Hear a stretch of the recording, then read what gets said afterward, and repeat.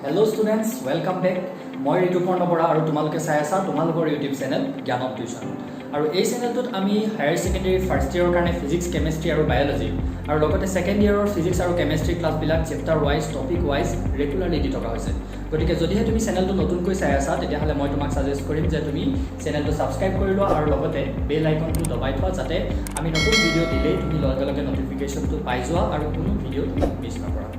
আৰু লগতে তোমালোকৰ কাৰণে এটা ভাল খবৰ আছিল বহুতে গম পাইছা আৰু বহুতে গম পোৱা নাই অহা সোমবাৰ অৰ্থাৎ 13 জুলাই 13th জুলাইৰ পৰা আমি অনলাইন টিউটোৰিয়েল ক্লাছ ষ্টাৰ্ট কৰিম অনলি 50 জন ষ্টুডেণ্টৰ কাৰণে ফিজিক্স আৰু কেমিষ্ট্ৰি প্ৰত্যেকটো গ্ৰুপতে কেৱল 50 জন ষ্টুডেণ্টসে থাকিব গতিকে তাৰ কাৰণে কিছু সংখ্যকে আমাৰ লগত যোগাযোগ কৰিছা আৰু বহুতে হয়তো যোগাযোগ কৰা নাই বা গম পোৱা নাই কথাটো গতিকে মই এনেদৰে জনাই দিছো তোমালোকক যিসকলে ইচ্ছা কৰা তেওঁলোকে মোৰ WhatsApp নম্বৰ ডেসক্ৰিপচনত দিয়া আছে তোমালোকে WhatsAppত মোৰ লগত যোগাযোগ কৰিব পাৰিবা আৰু অতি সোনকালে যোগাযোগ কৰিব লাগিব কাৰণ কাইলৈৰ ভিতৰত একদম গ্ৰুপ বনাই ফিনিশ হৈ যাব আৰু পৰহিলৰ পৰা আমাৰ ক্লাছবিলাক ষ্টাৰ্ট হ'ব ঠিক আছে সো লাষ্ট ক্লাছটো যিসকলে এটেন্ড কৰিছিলা তেওঁলোকে ইতিমধ্যে গম পোৱা যে আমি ডিসকাস কৰি আছিলো IUPAC নমেনক্লেচাৰ হয়নে আমি অৰ্গেনিক কেমিষ্ট্ৰি পঢ়ি আছিলো আৰু তাৰে IUPAC নমেনক্লেচাৰ আমি পঢ়ি আছিলো আৰু তাত ডিসকাস কৰি আছিলো বিভিন্ন ষ্ট্ৰাকচাৰ বিলাকৰ পৰা আমি কেনেদৰে হিহঁতৰ নামবিলাক ডিডাক্ট কৰিব পাৰো তাৰ আমি বিভিন্ন কেইটামান নিয়ম পাইছিলো আৰু নিয়মবিলাক ফলো কৰি আমি হিহঁতৰ নামবিলাক ডিডাক্ট কৰিছিলো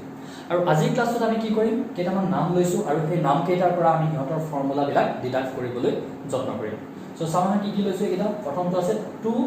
ক্লোৰোহেক্সেন প্ৰথম নামটো আছে 2 ক্লোৰোহেক্সেন এটা এটোৰ পৰা আমি কি গম পাইছো যে ইয়াৰ মেইন চেইনডাল কি হয় হেক্সেন অৰ্থাৎ 6টা কাৰ্বন থকা এডাল কাৰ্বন চেইন আছে সো ইয়াৰ ফাৰ্স্ট আমাৰ কামটো হ'ব আমি 6টা কাৰ্বন এন্ডৰে আঁকি লম 6 আৰু লগতে আমি কি কৈছে 2 ক্লোৰো ইয়াৰে 2 নম্বৰ কাৰ্বনত কি কৈছে ক্লোৰো লাগি আছে বুলি কৈছে সো 2 নম্বৰ কাৰ্বন এটো ধৰিলো এফালৰ পৰা ধৰিব পাৰিলো নে এফালৰ পৰা মানে সো যিসকলে আগৰ ক্লাছবিলাক চোৱা নাই তেওঁলোকৰ কিন্তু বুজিবলৈ অলপ অসুবিধা হ'ব সেইকাৰণে তোমালোকে এটা কাম কৰিবা এনেদৰে প্লেলিষ্ট কিছুমান বনাই থোৱা আছে চেনেলটো যেতিয়া যাবা তোমালোকে এনেদৰে ভিডিওছ প্লেলিষ্ট এনেদৰে দেখিবলৈ পাবা আৰু তাতে গলে তোমালোকে প্লেলিষ্টত যদি যোৱা যিকোনো এটা লেসন সিলেক্ট কৰিলে এই লেসনটোৰ ভিডিওবিলাক তোমালোকে একাধিক ক্ৰমে সিৰিয়ালি চাব পাৰিবা যাতে বুজা তোমালোকৰ অসুবিধা নহয় এতিয়া এটো চোৱা ইয়াত কি কৰি 2 নম্বৰ কাৰ্বনত আমি ক্লোৰিন লগাই দিলো তাৰ বাদে আৰু কি কৰিব লাগে এতিয়া কাৰ্বন ই যেটো এটা হেক্সেন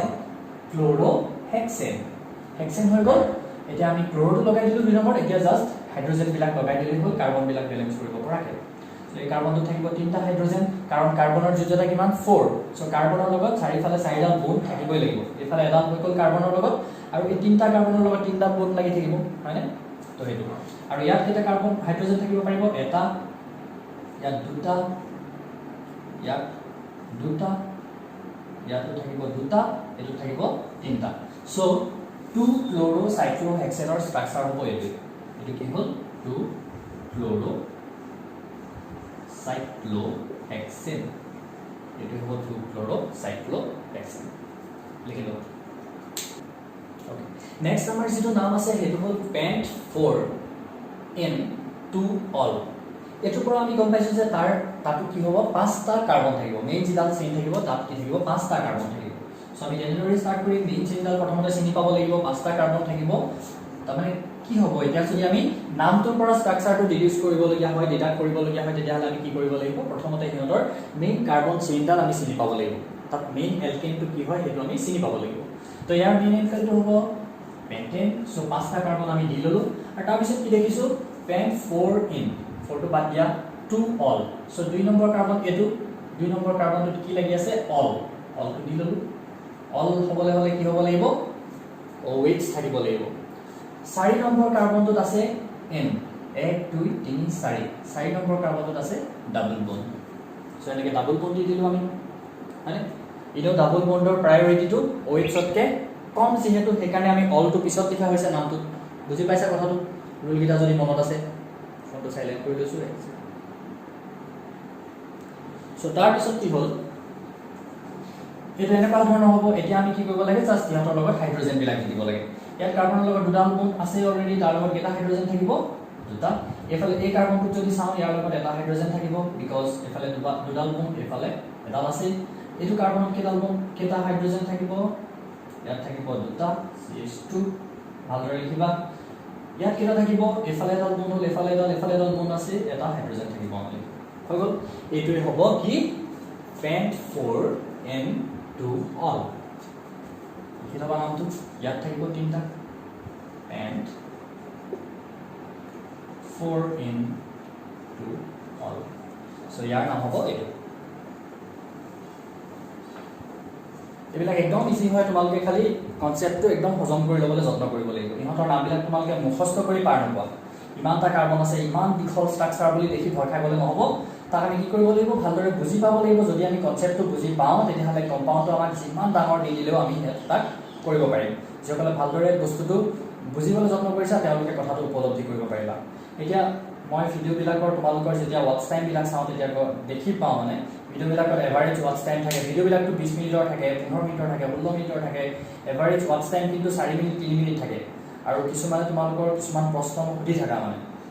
ক্লাছটোৰ ভিতৰত বহুত ভালদৰে বুজোৱা থাকে বস্তুটো কিন্তু তাৰ পিছতো সুধি থাকা তাৰ কাৰণটো মানে কথাটো এটাই যে ভিডিঅ'টো তোমালোকে ভালদৰে নোচোৱা সেইকাৰণে তোমালোকক মই অনুৰোধ কৰিম যে যেতিয়া ভিডিঅ' এটা চোৱা কনসেপ্ট লম বুলি ভাবি যেতিয়া চোৱা তেতিয়াহ'লে তোমালোকে প্ৰথমৰ পৰা শেষলৈকে চাবা কাৰণ বুজি পাবলৈ হ'লে বস্তুটোৰ এক্সপ্লেনেশ্যনখিনি এক্সাম্পল গোটেইখিনি বস্তু তোমালোকৰ কাৰণে বহুত বেছি নেচেচাৰী কাৰণ এইবিলাক তোমালোকে একদম নতুনকৈ পাই আছা সো নেক্সটটো হ'ল আমাৰ 3 নম্বৰটো 3 নাইট্ৰ'চাইক্লোহেক্সিন হেক্সিন বুলি কৈছে তাৰমানে ই এটা এলকিন কিন্তু মেইন বস্তুটো কি ইয়াত সাইক্লোহেক্স তাৰমানে কি হ'ব এটা সাইকেলত থাকিব আৰু 6টা কাৰ্বন থাকিব সো মেইন চেইনডাল আমি চিনি পালো এডাল সাইক্লোহেক্সিন বুলি কৈছে ক'বাত ডাবল বন্ড এডাল থাকিব ঠিক আছে ডাবল বন্ডাল আমি কি দিলো এতিয়া নাইট্ৰ'চাইক্লোহেক্সিন হয়নে ইয়াত এটা নাইট্ৰ' লাগি থাকিব বুলি কৈছে আৰু নাইট্ৰ' গ্ৰুপটো আমি যেতিয়া ফাংচনেল গ্ৰুপৰ প্ৰায়োৰিটি অৰ্ডাৰটো লিখিছিলো তাৰ তলতে এটা কথা লিখিছিলো যে কেইটামান গ্ৰুপৰ নাম লিখিছিলো যেকেইটা সদায় কি হ'ব বুলি কৈছিলো প্ৰিফিক্স হিচাপে আহিব বুলি কৈছিলো এতিয়া নাইট্ৰ'টো তেনেকৈ প্ৰিফিক্স হিচাপে আহিছে প্ৰিফিক্স হিচাপে আহিছে মানে কি কম প্ৰায়ৰ যেতিয়া ফাংচনেল গ্ৰুপ থাকে তেতিয়া আমি কি কৰো যেটো বেছি প্ৰায়ৰ ফাংচনেল গ্ৰুপ হয় তাক আমি সাফিক্স হিচাপে লিখো অৰ্থাৎ লাষ্টত লিখো এতিয়া হেক্সিন মানে ডাবল বন্ডালৰ কথা আমি শেষত লিখিছো গতিকে ডাবল বন্ডাল বেছি প্ৰায়ৰ মানে এতিয়া কম প্ৰায়ৰ হ'ব নাইট্ৰ'টো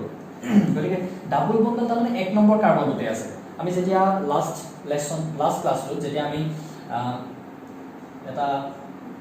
ওইক এসিড লাগি থকা যেতিয়া এক্সাম্পলটো কৰিছিলো তেতিয়া ওইক এসিডৰ যেটো কাৰ্বন সেই কাৰ্বনটো কি হৈছিলে এই গ্ৰুপটোতে আছিল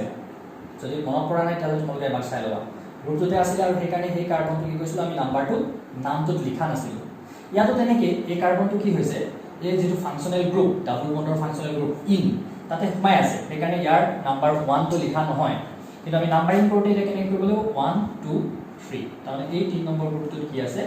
নাইট্ৰ'টো লাগি আছে বুজি পাইছা নে কথাটো আকৌ এবাৰ কৈ দিছো নাইট্ৰ' গ্ৰুপটো যেহেতু কম প্ৰায়ৰ গ্ৰুপ তাক কি কৰা হয় প্ৰিফিক্স হিচাপে লিখা হয় এতিয়া ইয়াক আমি প্ৰিফিক্স হিচাপে লিখিব লাগিব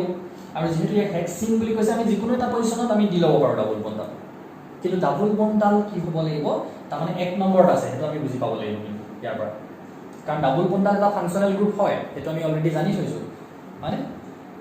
ডাবল বন্ডাল এটা ফাংচনেল গ্ৰুপ হয় বুলি আমি জানি থৈছো একা ডাবল বন্ডটো তাৰমানে 1 নম্বৰ পজিশনত আছে বুলি আমি গম পাব লাগিব তাৰ পৰা আৰু তাৰ পৰা হিচাপ কৰি আমি যিকোনো একফালে কি কৰিব পাৰো 3 নম্বৰ কাৰ্বনটো নাইট্ৰ' দি দিব পাৰো এফালে নিদি আমি এফালেও দিব পাৰো এনেকেও দিব পাৰো চোৱা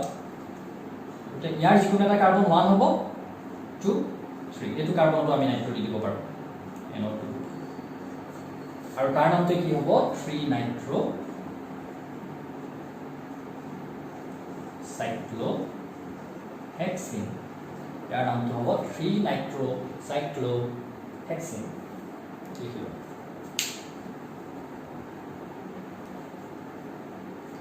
আৰু এইটো কথা মই আকৌ এবাৰ কৈ দিছো যেতিয়া ফাংচনেল গ্ৰুপটো যেটো ফাংচনেল গ্ৰুপৰ কথা আমি লিখো সেই ফাংচনেল গ্ৰুপটোতে যেটো কাৰ্বন ইনভলভ হৈ থাকে সেই কাৰ্বনটোৰ নাম্বাৰটো ইয়াত উল্লেখ কৰা নহয় আৰু সেইটো কাৰ্বন নাম্বাৰ 1 এই হয় তেনেকুৱা বিলাকৰ ক্ষেত্ৰত এতিয়া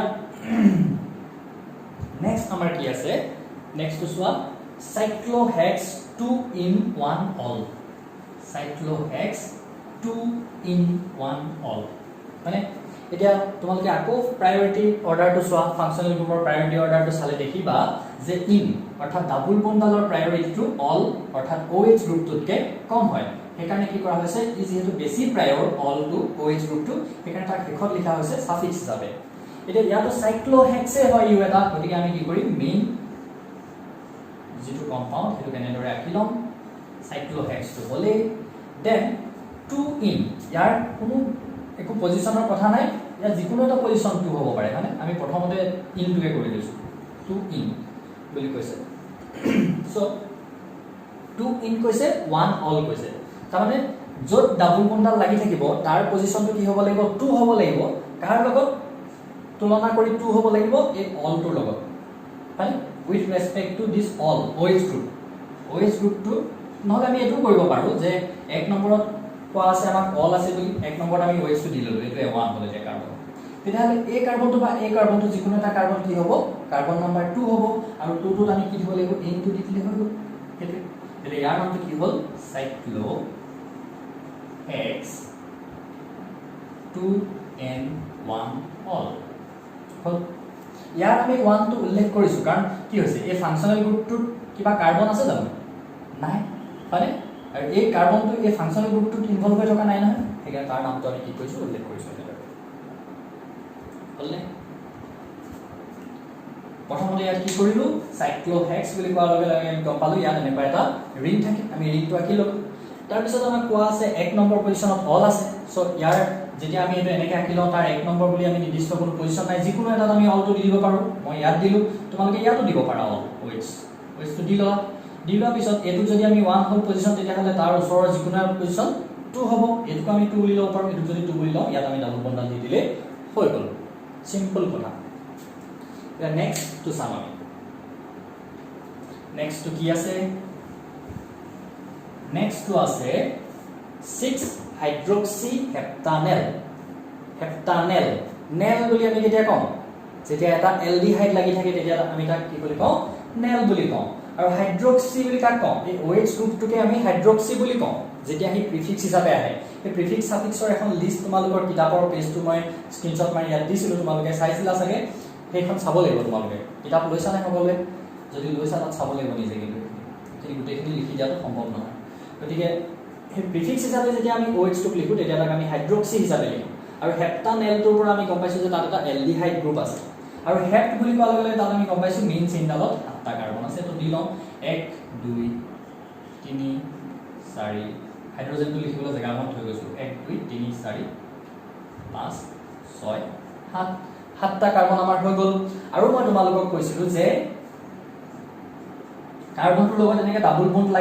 লাগি থাকিলে হি কি হয় হি কিটনো হ'ব পাৰে হি এলডিহাইডো হ'ব পাৰে কিন্তু এটা যেতিয়া হেখৰ কাৰ্বনটোত বা ফাৰ্ষ্টৰ কাৰ্বনটোত যেতিয়া লাগি থাকে ইফালে যেতিয়া কাৰ্বন এটা থাকে তেতিয়াহলে আমি তাক এলডিহাইড বুলি কওঁ আৰু যদি মাজৰ কাৰ্বন এটা লাগি থাকে অৰ্থাৎ এইটো ফৰ্মত থাকে এই কি কয় কাৰ্বনিল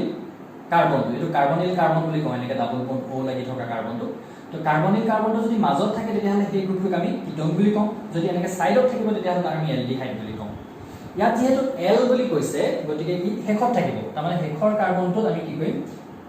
এটো দিব এইটো হেখৰ কাৰ্বন বুলি আমি ধৰিব পাৰো সো কি কৰিলো আমি ইয়াত এটো দি দিলো হল ইয়াত এটো দি দিয়াৰ পিছত কি হল 6 হাইড্ৰক্সি 6 নম্বৰ কাৰ্বনটো এটো 1 নম্বৰ কাৰ্বন হৈ গল 2 3 4 5 6 এটা 6 নম্বৰ কাৰ্বনটো কি লাগি আছে হাইড্ৰক্সি অৰ্থাৎ OH লাগি আছে OH লগাই দিলো হেতুৱে তাৰ পিছত আমি কি কৰিব লাগিব এটা কাৰ্বনবোৰত যিমানটা হাইড্ৰোজেন লাগে দি দিলে হ'ল সব CH2 হ'ব মাজত থকা বিলাক আৰু যত ব্ৰাঞ্চ লাগি আছে এটো CH হ'ব এটো CH3 হ'ব এটো 7 নম্বৰ হেপ্টানেল বুজিলা 6 হাইড্ৰক্সি 6 নম্বৰ কাৰ্বনত হাইড্ৰক্সি গ্ৰুপ লাগি আছে ই হেপ্টো হলে 7টা কাৰ্বন থকা কাৰণে আৰু হেপ্টানেল বুলি কেতিয়া পঢ়ো আমি যেতিয়া হি এলডিহাইড হয় আৰু হেতু আমি 10তো পাইছো এলডিহাইডৰ নাম লিখিবলৈ আমি 10তো পাইছো ক্লাছ 10ত গতিকে ইয়াৰ নামটো কি হ'ল এতিয়া 6 হাইড্ৰক্সি